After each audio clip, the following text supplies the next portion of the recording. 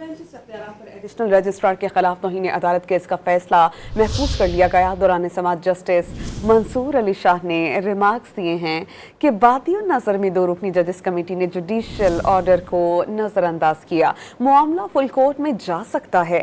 Justice Mansoor Ali Shah ने इस्तफसार किया कि दुनिया के किसी मुल्क में बेंच अदलिया की बजाय एग्जीक्यूटिव बनाता है और रिमार्क्स ये दिए कि जुडिशल ऑर्डर को इंतजामी साइड से तब्दील नहीं किया। सुप्रीम कोर्ट ने बेंचेस इख्तियारात के समाअत के लिए मुकर्रर न करने पर एडिशनल रजिस्ट्रार के खिलाफ तौहीन अदालत का फैसला महफूज कर लिया। दौरान समाअत जस्टिस मंसूर अली शाह ने रिमार्क्स दिए कि बादियुल नजर में 2 रुकनी जजेस कमेटी ने जुडिशल ऑर्डर को नजरअंदाज किया। मामला फुल कोर्ट में जा सकता है। मुआविन वकील हामिद खान ने इस्तफसार किया कि किसी मुल्क में बेंचेस अदलिया के बजाय एग्जीक्यूटिव बनाता है। कोई एक मिसाल हो। सुप्रीम कोर्ट रूल 1980 के तहत फुल कोर्ट चीफ जस्टिस बनाएंगे या प्रैक्टिस एंड प्रोसीजर कमेटी? क्या जुडिशल ऑर्डर से फुल कोर्ट की तश्कील के लिए मामला जजेस कमेटी को भिजवाया जा सकता है? अदालती मुआविन एहसन भुवन ने नुक्ता उठाया कि माजी में तशरीह के नाम पर आईनी आर्टिकल को गैर मौसर किया गया। जस्टिस मंसूर ने रिमार्क्स दिए कि हमने आर्टिकल 191A का जायजा लेना था। जायजे के दौरान केस बेंच से वापस ले लिया गया। जस्टिस अकील ने वजाहत दी कि आईन कहता है कि जुडिशल ऑर्डर को जुडिशल ऑर्डर ही खत्म कर सकता है। जस्टिस मंसूर ने एहसन भुवन से इस्तफसार किया कि इंतजामी कमेटी केस सुनते हुए उसे वापस ले सकती है या नहीं। आईन की कमांड ये है कि कानून की तशरीह करना कमेटी का हक है। केस मुकर्ररा बेंच ने नहीं किया। कमेटी के हाथ में बेंच बनाना था। अगर कमेटी से गलती से केस लग गया है तो वापस नहीं जा सकता। इस केस से हटकर सवाल है कि हमारे पास 4000 केसेस हैं, वो कहाँ जाएंगे? फैसला आईनी बेंच करेगा या कमेटी? वकील ख्वाजा हारिस ने जवाब दिया कि कानून में लिखा है कि कौन सा मुकदमा कहाँ चलेगा। जस्टिस मंसूर ने जवाब दिया कि इस तरह से केस वापस होने लगे तो ये अदलिया की आजादी के मुनाफी है। इस्तफसार किया कि क्या तौहीन अदालत का मामला फुल कोर्ट के सामने भिजवाया जा सकता है? हम चाहते हैं कि मामला हल की तरफ जाए। एक बार ही हल निकाल लेना चाहिए। हमारे पास इख्तियार है कि कमेटी को तौहीन अदालत का नोटिस जारी कर सकते थे। अदालत ने अटॉर्नी जनरल के दलाइल के बाद फैसला महफूज कर लिया।